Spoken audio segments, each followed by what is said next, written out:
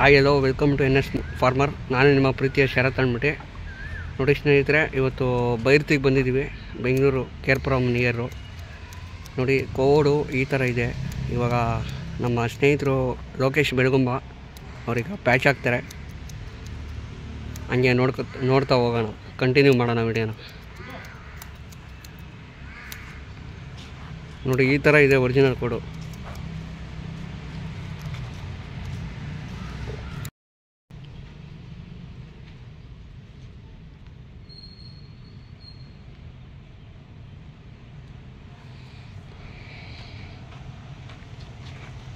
ಅಣ್ಣ ನಮಸ್ತೆ.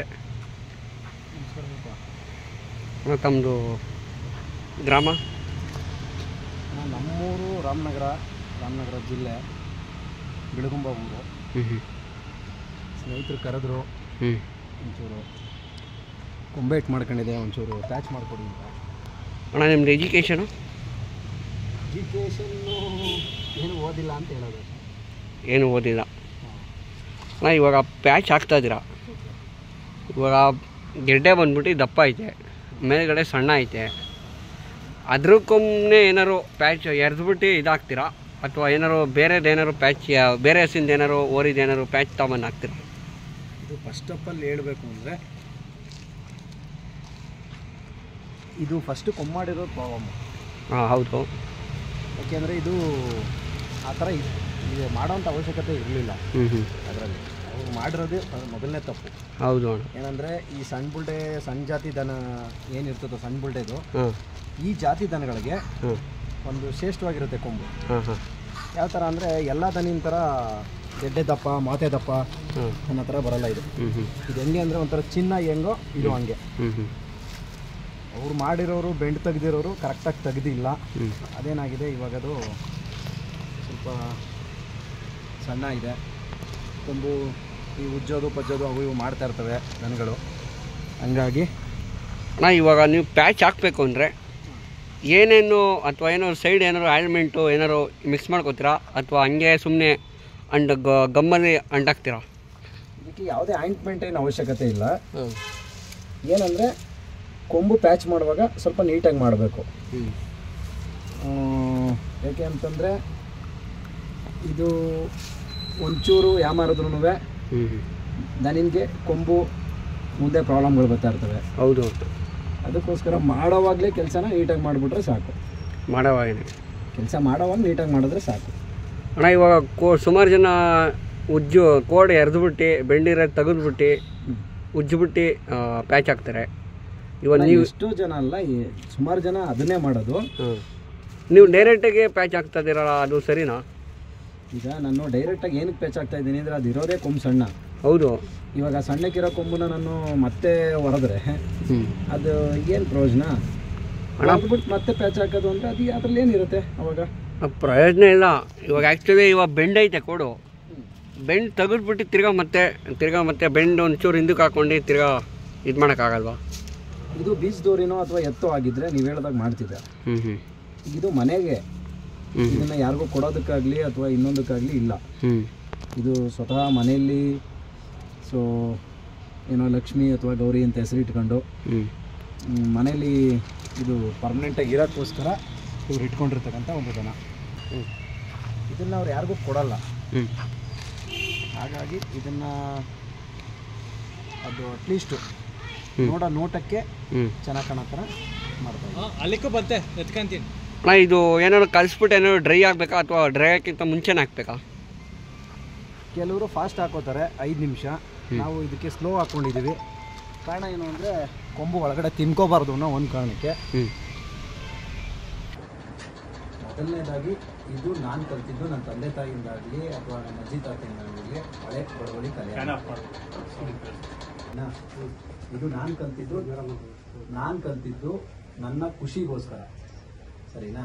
ನನಗೆ ಹಳ್ಳಿಕಾರು, ಆ್ಯಕ್ಚುಲಿ ಹಳ್ಳಿಕಾರು ಅನ್ನೋದು ಇತ್ತೀಚೆಗೆ ಬಂದಿರೋದು, ಸರಿನಾ? ಅದಕ್ಕೂ ಮೊದಲೇ ನಾಟಿ ದನಿನ ನನಗೆ ಜಾಸ್ತಿ ಇರೋದ್ರಿಂದ ನಾನು ಇದನ್ನು ಕಲಿಬೇಕು ಅನಿಸ್ತು, ಕಲ್ತಿದ್ದೀನಿ ಅಷ್ಟೇ. ಜೊತೆಗೆ ಕೊಂಬುರಿಯೋದು ಇದೆಲ್ಲ ಕಲ್ತಿದ್ದು 2007 ನಾನು ಕಲ್ತಿದ್ದು ಕೊಂಬುರಿಯೋದನ್ನ ಎಲ್ಲ.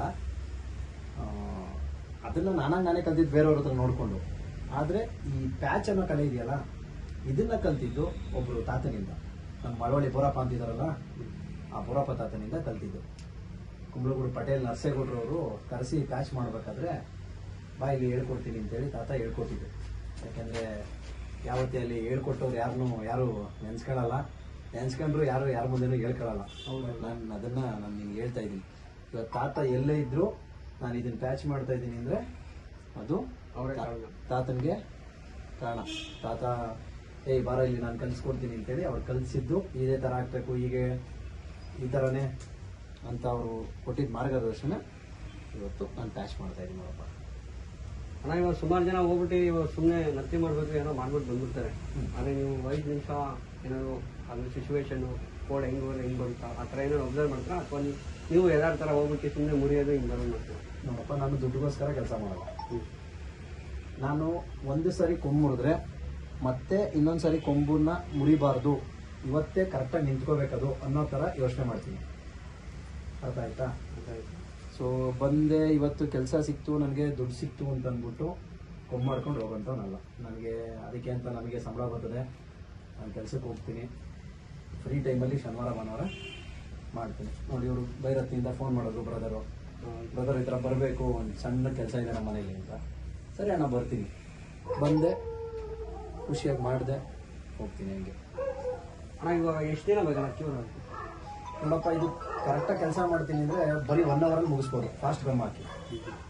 ನಾವು ಫಾಸ್ಟ್ ಗಮ್ ಹಾಕಲ್ಲ, ಯಾಕೆಂದರೆ ಕೊಂಬು ಒಳಗಡೆ ಪೂರ್ತಿ ತಿಂದಾಕ್ಬಿಡ್ತೀವಿ. ಅದಕ್ಕೋಸ್ಕರ ಏನು ಮಾಡ್ತೀವಿ ಅಂದರೆ ನಾವು ಫಾಸ್ಟ್ ಗಮ್ ಯೂಸ್ ಮಾಡಲ್ಲ, ಎಲ್ಲ ಬರೀ ಸ್ಲೋ ಗಮ್ನೇ ಯೂಸ್ ಮಾಡೋದು. ನಾವು ಫಾಸ್ಟ್ ಗಮ್ ಅಂದರೆ ಅದು ಫಾಸ್ಟಾಗಿ ಕೆಲಸ ಮಾಡಿದ್ರೆ ಸ್ಲೋ ಅಂದರೆ ಸ್ಲೋ ಅದು ಬೇರೆ ಇಲ್ಲ. ಅದು ಫಾಸ್ಟಾಗಿ ಅಂತಂದರೆ ಅದು 5 ನಿಮಿಷಕ್ಕೇ ಒಣಗೋಗ್ಬಿಡುತ್ತೆ. ಆ ಥರ ಅದು 5 ನಿಮಿಷಕ್ಕೆ ಒಣಗೋಯ್ತದೆ ಬೇಗ. ಒಂದು ಅರ್ಧ ಅವರ್ 1 ಅವರ್ ಬಿಟ್ಟು ಉಜ್ಜಿಬಿಟ್ಟು ಹೋಗ್ಬೋದು. ಇವಾಗ ನಾವಿದು ಹೆಂಗೆ ಅಂತಂದರೆ, ಇವಾಗ ಹಾಕಿರ್ತೀನಿ, ಹಾಕ್ಬಿಟ್ಟು ಪೂರ್ತಿ ಇವತ್ತೆಲ್ಲ ಆರುತ್ತೆ ಆರಾಮಾಗೆ.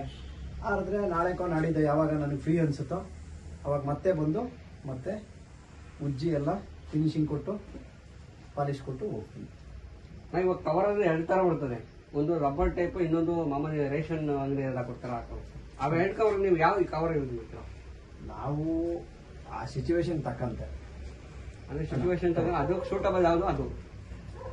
ಅಂದರೆ ಕೆಲವು ಟೈಮಲ್ಲಿ ಇದಾಗುತ್ತೆ, ಕೆಲವು ಟೈಮಲ್ಲಿ ಕೆಲವು ಕಡೆ ಸಿಗುತ್ತೆ, ಕೆಲವು ಕಡೆ ಸಿಗಲ್ಲ. ಕವರ್ ಹೊಡೆಯೋದು ಏನು ಬೆನಿಫಿಟ್ಟು, ಎಫೆಕ್ಟ್ ಏನಾದ್ರು ಇದೆಯಾ? ಇವಾಗ ಕವರ್ ಹೊಡಿತಿರೋದು ಏನು ಕಾರಣಕ್ಕೆ ಅಂತಂದರೆ, ಅದು ಕಚ್ಕೋಬಾರ್ದು. ನಾನು ಹೊಡೆಯೋ ದಾರ ಇದೆಯಲ್ಲ, ಕೆಳಗೆ ಕಚ್ಕೋಬಾರ್ದು